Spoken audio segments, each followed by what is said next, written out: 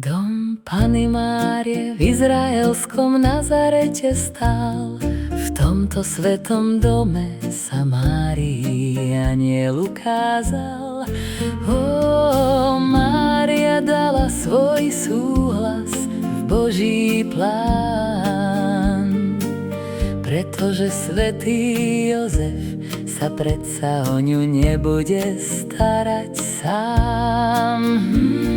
Svätá rodina žila v ňom, preto dom bol chránený aj pred ohňom. Keď Mária zaspala a do neba sa dostala, anjeli dom po rokoch preniesli a potom aj iní ľudia ho videli.